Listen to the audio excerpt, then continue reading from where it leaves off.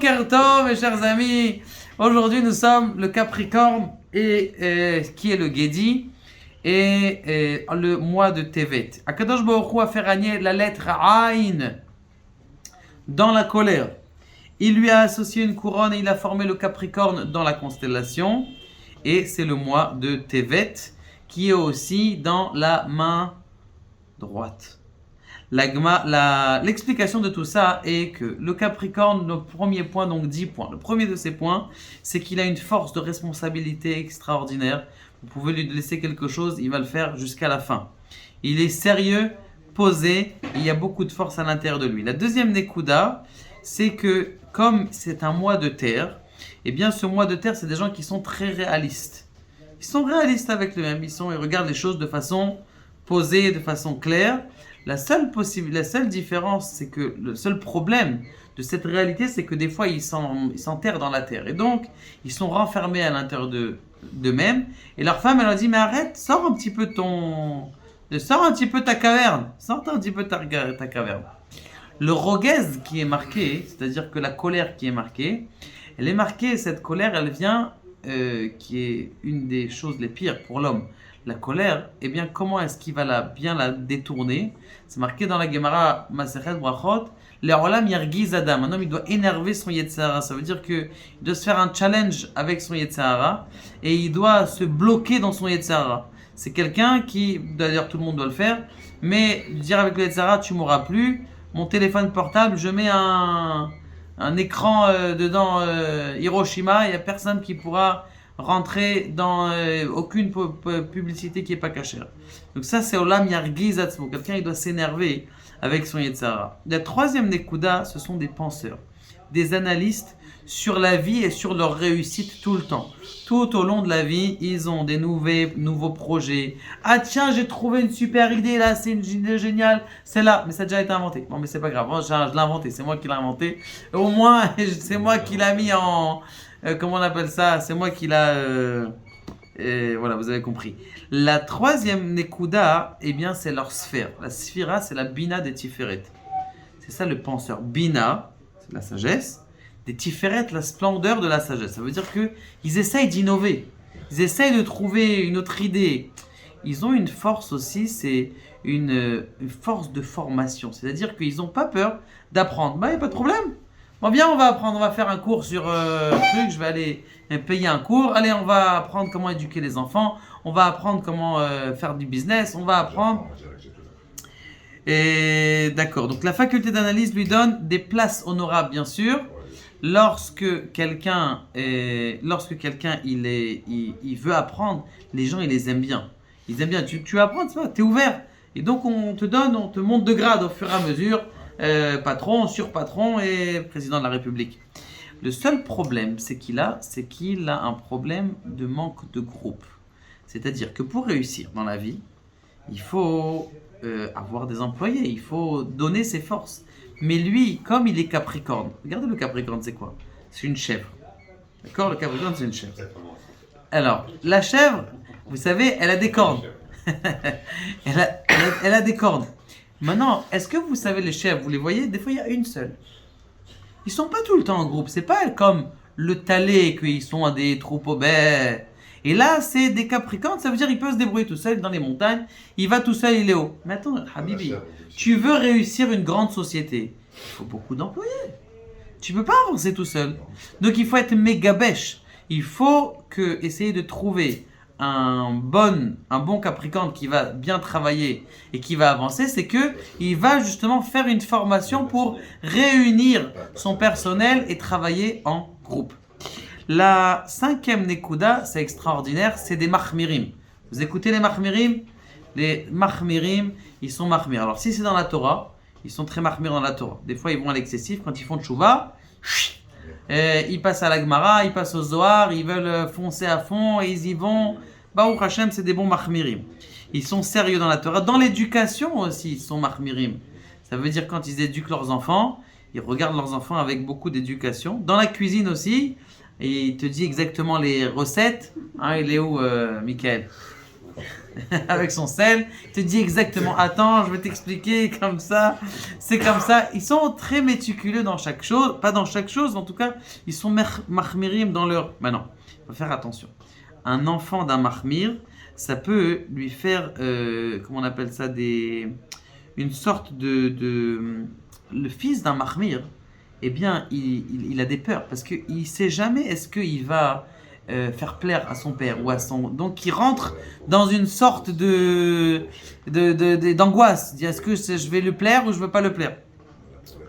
On continue. Difficulté dans l'expression de ses sentiments. Alors ça c'est vrai. C'est les je t'aime à leur femme. Il faut leur acheter. Il faut leur acheter. Hein. Vous connaissez la blague, il y a un bus de l'Afrique du Nord qui sont comme ça sur la table de Shabbat et il dit à sa femme j'ai Tim. Elle lui dit quoi? Tu m'as dit je t'aime? Ça fait 75 ans que j'attends ce mot-là. Il dit j'ai Tim. Elle dit oh, c'est extraordinaire mon mari, allez on va en vacances. Il dit j'ai Tim. Elle dit ah ça y est mais elle se sent là, ça y est elle est Jao Gan Aiden. Elle dit j'ai Tim, donne-moi. J'ai Tim, donne-moi les olives. Alors bon, non, Nekuda. La sixième Nekuda, c'est une Nekuda qui fait peur. Alors faites attention, là vous allez comprendre comment vous voyez que d'autres Capricornes, ils sont pas comme vous. Parce que c'est marqué, Akadosh Baruch Hu, il a fait régner la lettre Aïn dans la colère. Le mot Aïn, on sait très bien, vous vous rappelez qu'on a fait le cours sur le diamant et le carbone, qu'a priori c'est la même chose. Le carbone et le diamant c'est la même chose. C'est comment est-ce que tu vois la vie. C'est bidiouk la même chose. Vous avez un Capricorne qui est le potentiel positif. C'est son œil droit. Alors, l'Aïn, déjà, c'est déjà une bonne vision de perspicacité, d'intelligence, de vie pratique, ça on l'a dit. Donc, c'est ça qui montre le Aïn général. Maintenant, il y a le Capricorne positif, joie, amour, optimisme, confiance, bonne santé, richesse. Et sa richesse, elle vient au milieu de sa vie. Ça veut dire en plein milieu de la vie. Il ne va pas attendre les 75 ans pour devenir riche. Bezrat Hashem, en plein milieu, ça y est, c'est au toto. D'accord? Maintenant, le Capricorne négatif. Attention. C'est l'œil gauche. Parce qu'il y a l'œil droit et l'œil gauche. Vous savez pourquoi le Mchida, il dit pourquoi on dit Aïnara? Pourquoi on dit pas Aïnaïm Ahara? Araïm. Il dit Aïnara. C'est parce que quand tu regardes un œil, tu vois mal. Quand tu regardes un œil, essayez de coller. Vous fermez un œil, vous essayez de coller vous voyez mal. Et c'est quand tu dis le Aïnara, c'est parce que tu regardes pas une vision d'ensemble. Tu regardes que une Nekuda. Maintenant, c'est ça ce qu'il y a. Le potentiel négatif. Ça peut être des gens qui sont pessimistes. Ils peuvent rentrer dans la dépression. Ils voient noir. D'accord? J'ai mal là. Je vais aller voir le docteur. Ou peut-être que c'est la... Non, c'est pas la maladie là qui est là.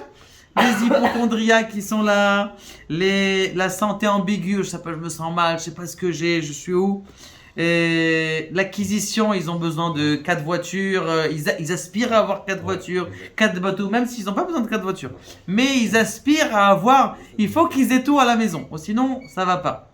D'accord? Donc ça c'est du côté négatif. Alors qu'est-ce qu'ils doivent faire pour sortir de ce côté négatif? Baruch Hashem, ici on en a des comme ça, de la générosité. De la générosité, attention. 2 sortes de générosité. Il y a la générosité dans le matériel, mais aussi la générosité dans le cœur. C'est-à-dire donner de l'appréciation à vos épouses. Appréciez vos épouses. Des compliments toute la journée, de façon extraordinaire, c'est ça. Et donner des forces à vos enfants aussi.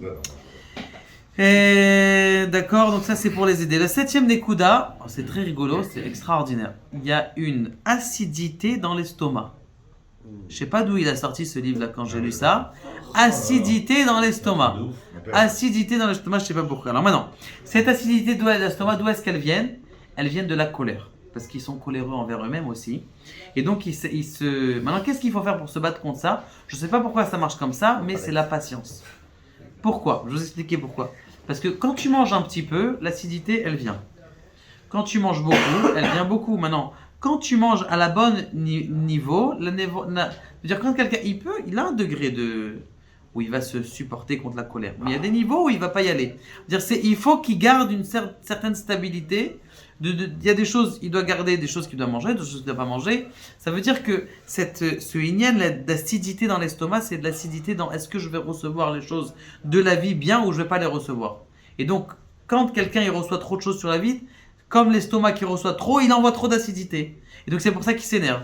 Donc ça c'est la corrélation entre l'acidité et la colère. Et alors, ils ont deux tendances. Ou ils s'énervent très vite, d'accord, ou ils sont doux. Vous avez deux Capricornes. C'est très rigolo parce qu'il y a deux yeux. Donc c'est ce inyan là, le Aïn, il se prend des deux côtés.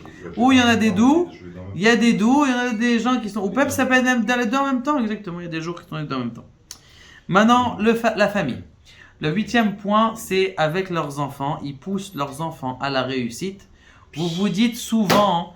L'essentiel, mes enfants, c'est les études. Hein. Vous n'oubliez pas les études. Je vais commencer à vous en prendre. Maintenant, là, vous allez apprendre à réussir dans la vie. Ça, c'est... Alors, bon, il faut faire attention à ça. Parce que justement, quand tu pousses trop un enfant, des fois, tu te demandes, tu vas devenir chirurgien, mais peut-être qu'il ne veut pas devenir chirurgien. Le pauvre, peut-être qu'il ne veut pas. Tu vas apprendre du piano. Il y a plein de gens qui ont fait de...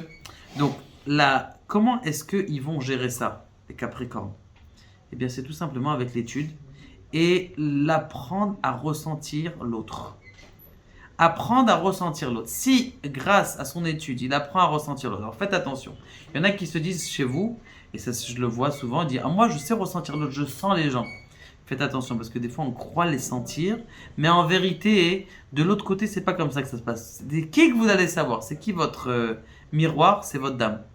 Est-ce que, Béhémet, je ressens vraiment ce que tu ressens? Posez-lui la question.